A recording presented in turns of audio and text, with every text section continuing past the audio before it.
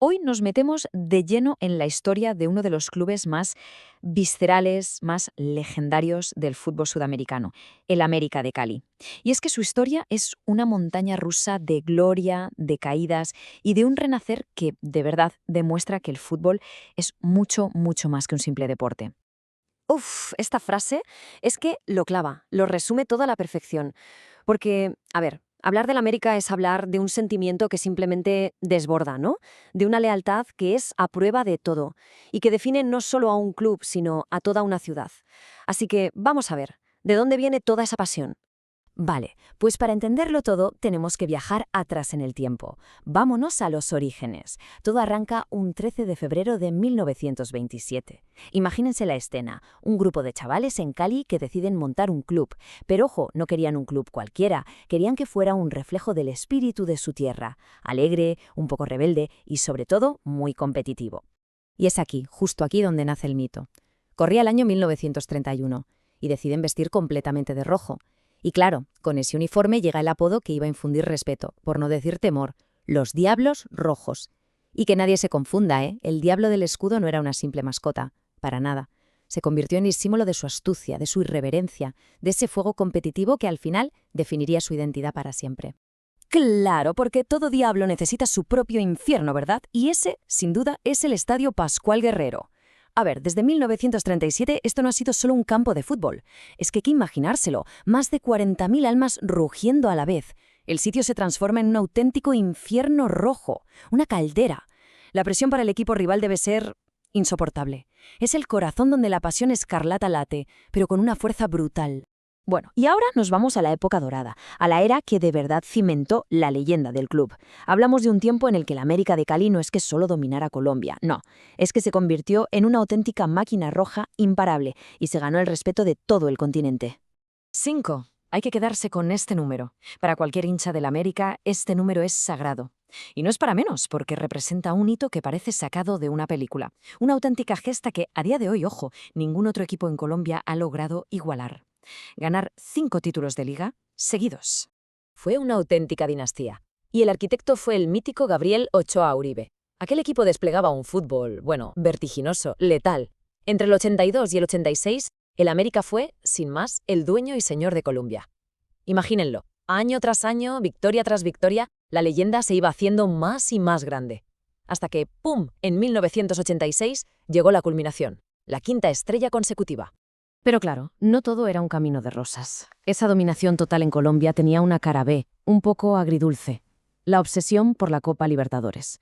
Y es que lo increíble, lo que de verdad es de locos de esta época, es que mientras lo ganaban todo en casa, llegaron a 3 finales consecutivas de la Libertadores.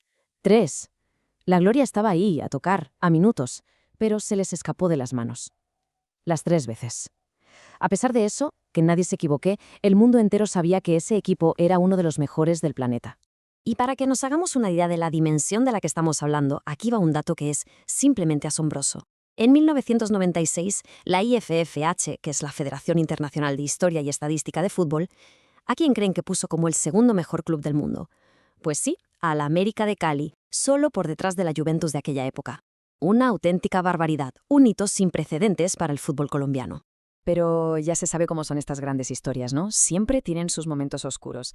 Y después de haber tocado el cielo con las manos, el club se preparaba, sin saberlo, para vivir su capítulo más negro, el más doloroso. Una caída que nadie podía imaginar, que parecía impensable y que iba a poner a prueba la propia existencia del club. El año es 2011. Y ocurre lo que nadie, absolutamente nadie, podría haber imaginado. Por primera vez en toda su historia, el Gigante Rojo desciende a Segunda División. Fue un golpe devastador. Una herida profundísima en el orgullo no solo del club, sino de toda la ciudad de Cali y de una de las aficiones más grandes del país. Pero dicen que es en los peores momentos donde se ve de qué pasta está hecha la gente. Y la respuesta de la afición fue inmediata y fue contundente. Se resume todo en este lema, que se convirtió en su grito de guerra. En las buenas y en las malas, mucho más. Lejos de romper el vínculo, la caída lo que hizo fue hacerlo indestructible. Casi nada. Y fíjense qué curioso, vuelve a aparecer el número 5. Pero esta vez no significaba gloria, significaba penitencia. 5. 5 largos años pasó el club en lo que ellos llamaron el infierno de la segunda división. Un lustro entero que, al final, sirvió para una cosa, para demostrar que la pasión de su gente no iba de ganar trofeos, sino de defender unos colores. Y como en toda buena historia, en toda buena epopeya, después de la oscuridad siempre llega el amanecer. Así que entramos ya en el acto final de este relato, el de la redención, el del regreso del gigante al lugar que le corresponde, el de la reconquista de la gloria que se había perdido. El año 2016. Por fin, se acabó la pesadilla. El América consigue el ansiado, el anheladísimo ascenso. Y el Pascual Guerrero, el Pascual Guerrero estaba a reventar y simplemente explotó. Fue una de las celebraciones más catárticas, más emocionantes que se recuerdan en la historia del fútbol colombiano. El diablo, por fin, estaba de vuelta. Y con eso el círculo se cerraba. El arco de la redención estaba completo. Pensemos en el viaje. Del infierno del descenso en 2011 y 5 años de purgatorio a la gloria absoluta de ser campeones de Colombia en 2019. Y no solo eso, sino que repitieron en 2020, un bicampeonato que era el sello definitivo. El gigante había vuelto a la cima. Pero a ver, la historia de un club como este no se escribe solo con títulos o con derrotas, ni mucho menos. Se escribe, por encima de todo, con los nombres de sus héroes, de sus leyendas, y con el aliento que parece inagotable de su gente. Esos son, en realidad, los 2 grandes pilares que sostienen el alma del América. Y aquí tenemos solo algunos, porque la lista es larguísima. Nombres grabados en oro, desde Anthony el Pipa de Ávila, que sigue siendo el máximo goleador histórico, o Julio César Falconi, el porterazo de aquel pentacampeonato, hasta ídolos más recientes como Adrián Ramos, el capitán que se echó el equipo a la espalda para liderar el renacer. Es que cada uno de ellos es un capítulo glorioso de esta historia. Y claro, por supuesto, no podíamos terminar sin hablar de la hinchada. El famoso jugador número 12.